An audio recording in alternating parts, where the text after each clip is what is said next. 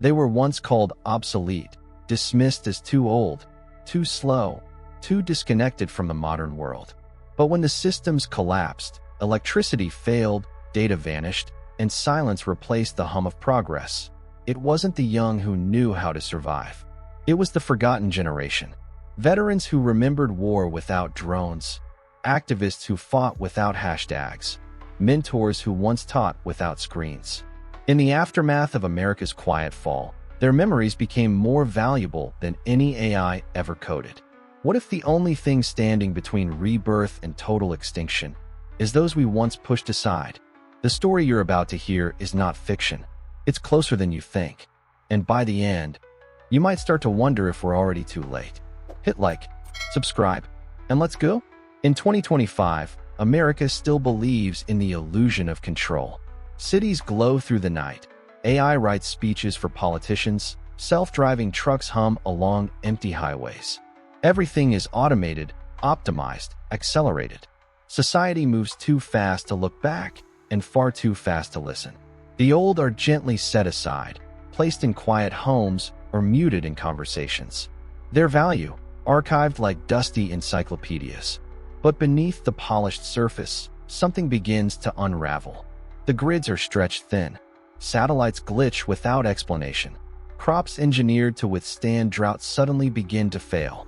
Young engineers stare blankly at analog devices, unable to turn a crank without scanning a QR code. And while everyone celebrates progress, the foundations of that progress, real knowledge, real experience, are vanishing. Quietly, irreversibly. Once, during the Cold War, the fear of collapse shaped every decision. Back then, communities had fallout shelters, citizens stored canned goods, and elders passed down survival skills like sacred scripture. Today, those elders are ignored, their stories seen as outdated, even paranoid. But what if they were right all along? What if the fragility of this hyper-connected, hyper-fragile world was never a future threat, but a ticking countdown?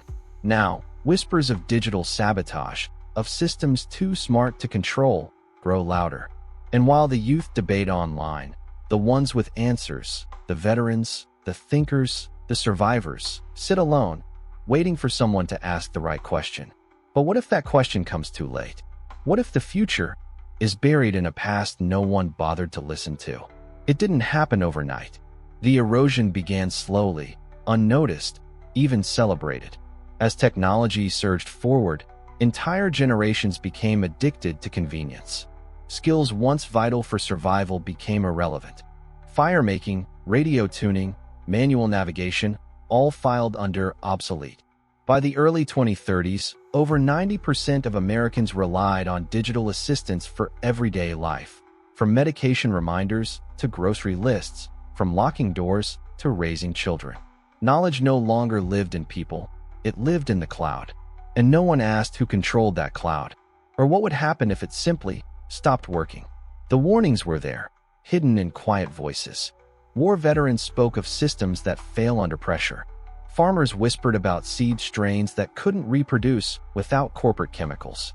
Retired engineers mumbled about analog redundancies being stripped away one by one. But no one listened. No one wanted to. Progress was too intoxicating. In 2037, a test simulation run by an international risk institute exposed a terrifying outcome.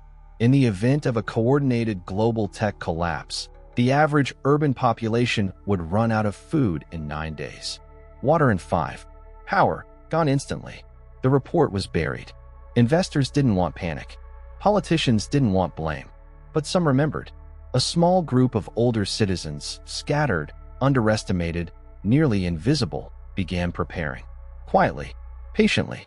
And now, as systems show signs of fatigue, as small failures ripple into major blackouts, as satellites flicker and vanish without public explanation, those same obsolete men and women may be all that's left between chaos and survival. They saw it coming. The real question is, why didn't we?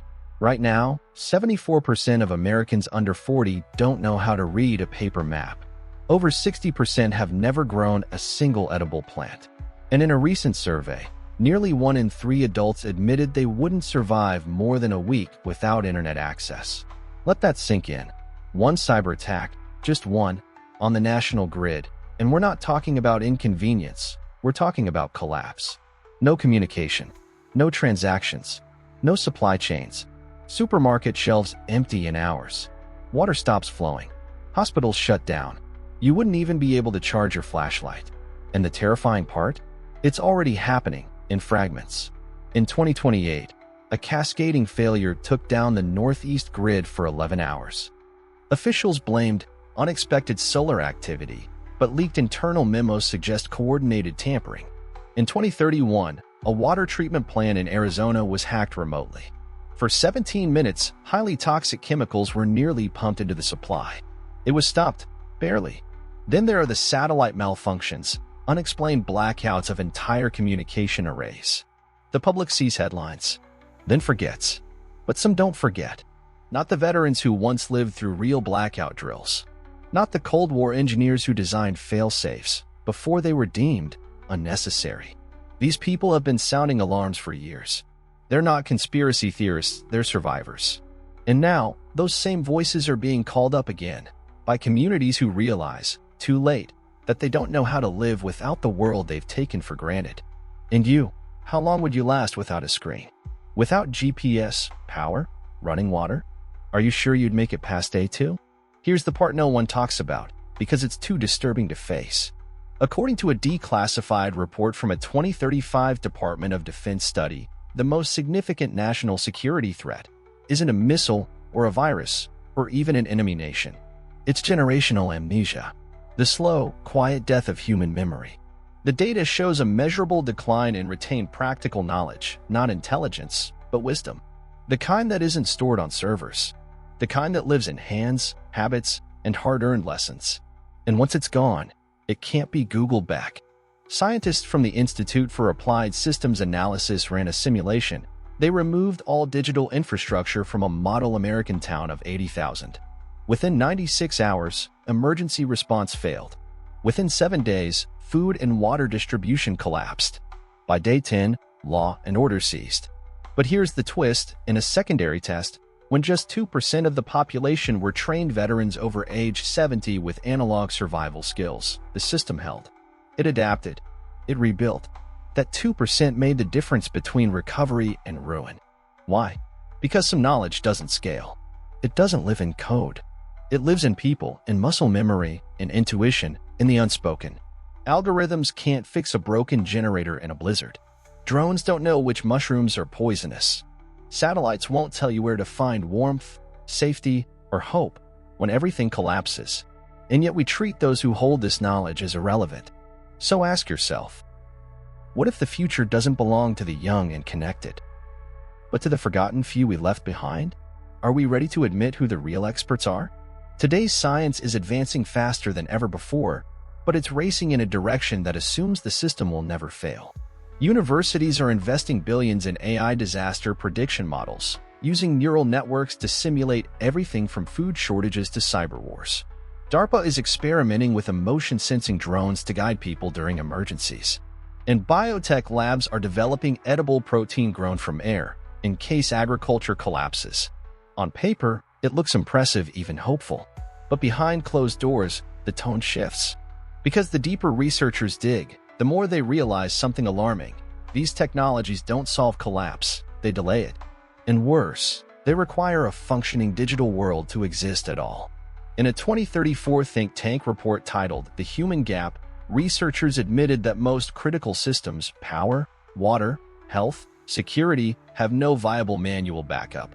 Even the best algorithms can't replicate what used to be passed down at the dinner table: resilience, instinct, adaptability. So now, quietly, science is circling back. Some labs are studying the cognitive advantages of elders with analog training. Others are mapping survival tactics from pre-digital generations, trying to recreate intuition with code. But it's proving harder than anyone expected. Because here's the brutal truth: a satellite can orbit the Earth 1,000 times and still not know how to light a fire in the rain. So while the world stares upward, toward machines, automation, artificial intelligence, a few researchers are turning their eyes backward, toward stories, rituals, unwritten rules, the forgotten technologies of human experience. And the question they now whisper is chilling. Can you simulate survival? Or does it have to be remembered? Some believe this was inevitable, that humanity was always destined to outpace itself, to build machines faster than wisdom could catch up. They argue that progress demands sacrifice, that losing old knowledge is simply the cost of reaching a brighter, more efficient future. According to futurist groups, by 2045, artificial intelligence will fully replace all manual labor and decision-making in government, healthcare, and emergency response. They claim we won't need memory because the machines will remember for us. But not everyone agrees. A growing network of intergenerational thinkers, scientists, psychologists, ethicists are warning of a hidden collapse. Their theory? The mind of a civilization operates like a human brain. When it forgets its past, it repeats its trauma. When it loses the elders, it loses its immune system. Culture, morality, instinct, all passed down in fragile, human threads, are breaking. And without them, the future becomes not faster, but hollow. One side believes we're evolving. The other believes we're amputating.